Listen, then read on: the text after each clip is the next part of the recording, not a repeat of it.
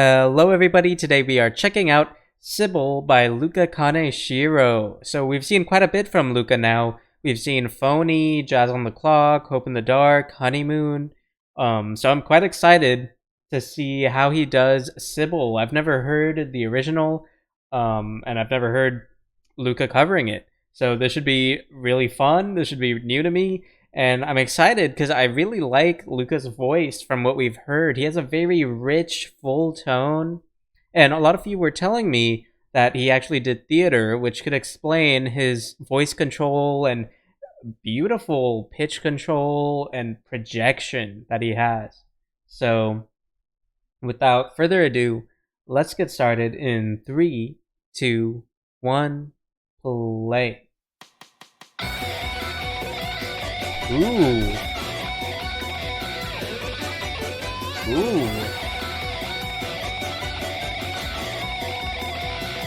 All right. This interesting.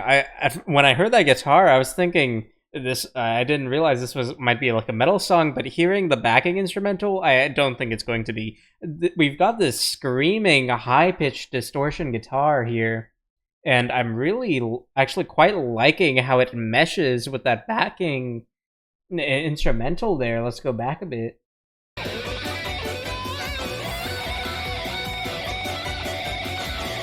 We've got this brass staccato intermission every now and then. Well, not intermission, but more so interjection every now and then, backed by this very fast-paced drum.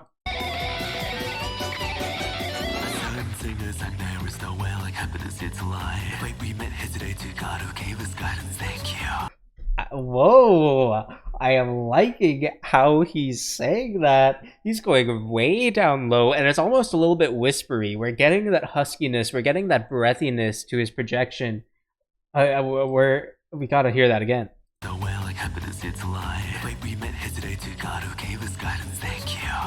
Ooh. And I like how we've got this quick little piano quip to create this contrast and progression throughout the song. So we've got Luca just covering these low bassy tones in this husky, nice, really nice voice we're getting from him. And we've got this very soft drum that's leading him on, keeping him progressing. And then we have, just to add some more variation and inflection, that short piano quip on the high tones to fill up the mix and also get that variation into the tones that the listener is hearing. Ooh, nice. Nice, we're getting that nice contrast between that whispery, husky, deep voice into his mid-tone projecting voice that's more comfortable, it sounds like, for him. But I really like that husky tone of his. I'm hoping he does more of that in more songs, because that sounds very pleasant to the ear. Ooh, nice. I like how it's going from my left ear to my right ear. If you're not listening on headphones, you might not hear this, but there's some dynamic sound here that I'm really liking. What did you come here to do? Nice. Do you have I like it. I like how he projected that lover. He went up high and he cut off his breath. So he at the very end, he was just expelling air and following up on that high pitch, and it creates this gasp effect. I really like that. Today's party, I thought it would be interesting to do it grandly if you did. That's a circus thing that's surprised early to show and take. Nice to enforce that sort of new rhythm we've got in his vocals here. We've got another vocal track backing him on the down low on the bum bum bum bum bum bum bum bum, just to make it more choppy and enforced and add that variation, but more so than trying to add variation, what it sounds like it's doing is creating a new segment out of this little vocal breakdown here. Ooh. You can hear right there, that's a staple of a theatrical voice, just that ability to create that was a stage voice, the way he said it fast there. That's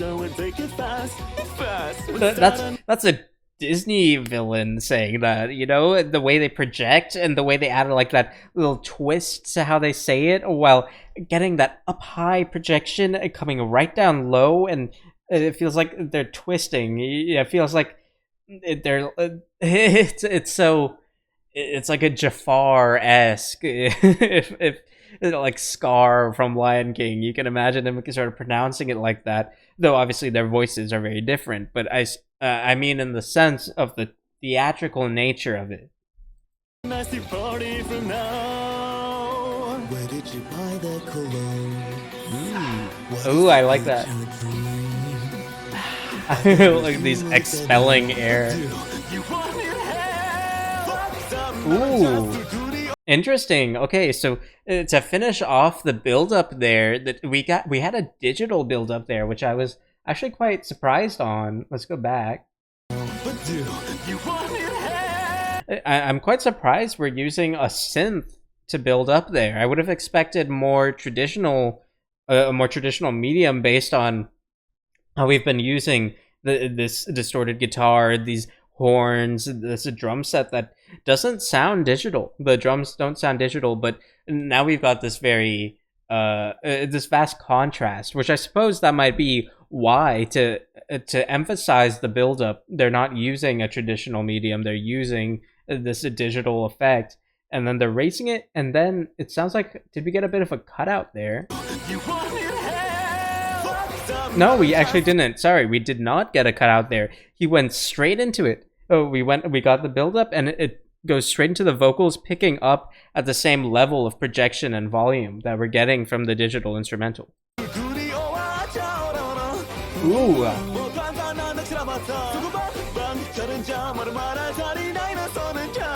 Ooh, this song is showing off his theatrical background very well, because he's adding these very unique. He's got this very unique breath control to the song. He's expelling air and inhaling in ways to make it more dramatic and emphasized, to make it fit the theme of the song. I mean, just look at the picture, right? He's embodying this character. He's playing a role when he's singing the song, and he's very aware of what the lyrics are when he's singing them. Nice! We gotta go back. That was... Wow!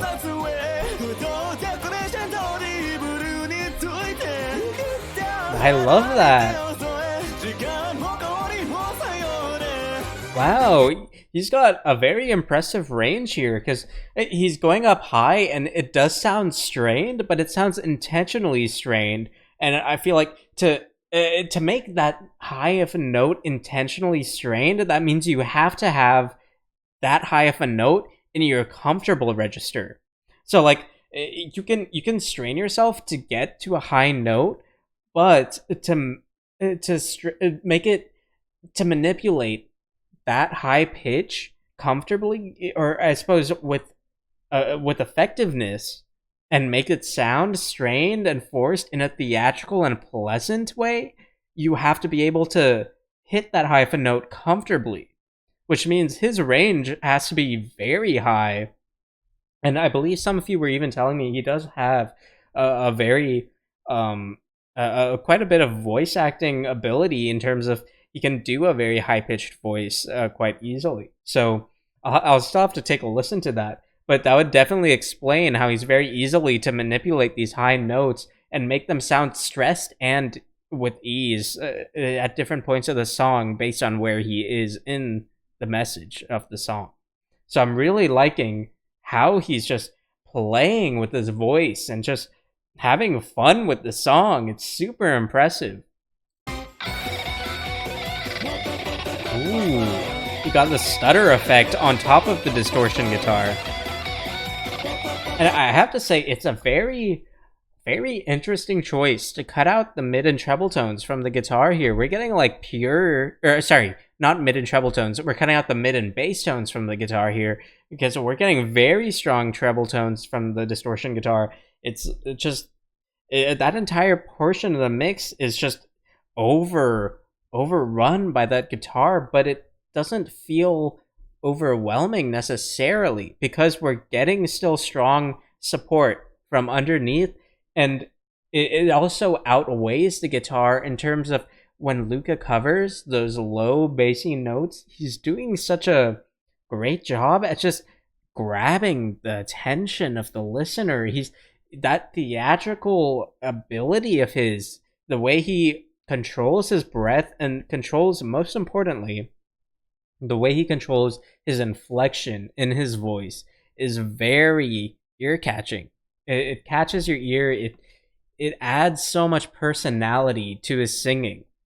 Because if he didn't have the ability to use that breath control, to have that inflection, I mean, he would just be someone with a very good pitch control. But what separates him from just a run-of-the-mill vocalist is that awareness of how to manipulate his voice to create personality, and that makes him an extremely skilled vocalist. That's what makes him so stand out, and I love that about him, because what we've heard from him has always had so much character to it, and it always sounds like it's right where it should be in the mix. And I love how he sings.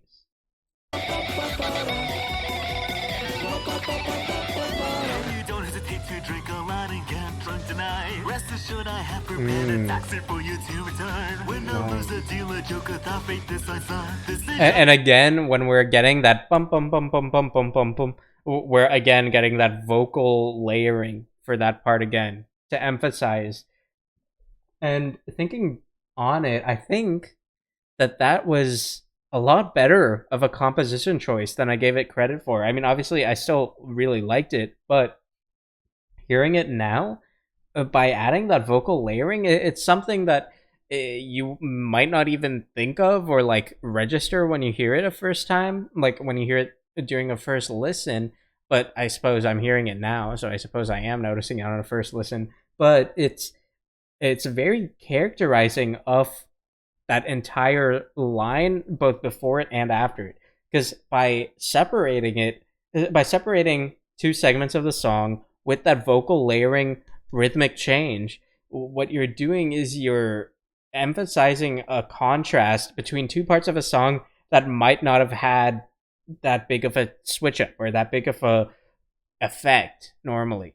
So by adding that vocal layering, he's increasing the effects of both what comes before that part and what comes after that part. Let's start a happy long drive from now. Oh. What are you worrying about? Interesting. Don't look at the time limit. I want you to show me your answer. Your friends know you. Nice. So when he's going for that big note, that big projection, that's when he cuts out the vocal bump, bump, bump. He cuts that part out, so the audience is expecting something to come, and then they're caught by surprise when he goes up high and projects, and they're even more impressed. I really like that choice.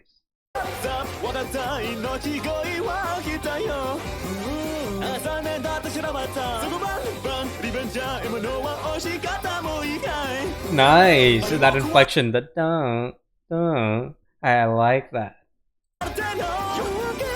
Ooh. And we can hear that switch up in the instrumental too. When he goes up high, then the instrumental is matching him on that high and hitting it at staccato intervals. I'm really liking that.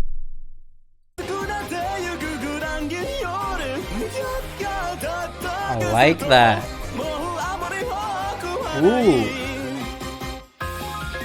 Ooh, now we've got this piano breakdown.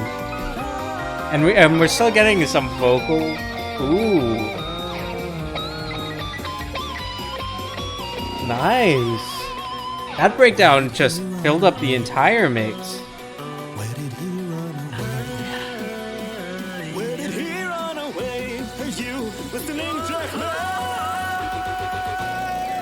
Ooh. Interesting, we got a digital stutter effects now. That was so good. What? I love. Wait, we gotta go back.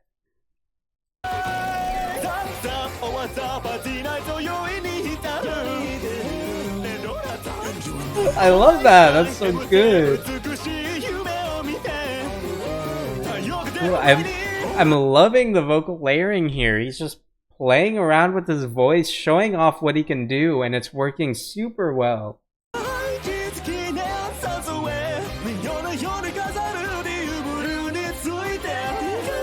Ooh, nice. Holding out those notes on the low. Ooh. He's holding out those notes on the low of the mix, and then he's just... Wow, that inflection we got up high from him. And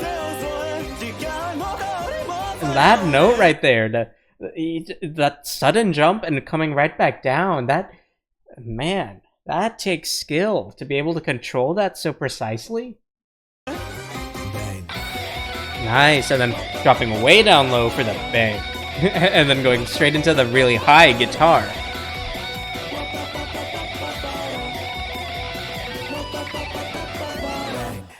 Nice.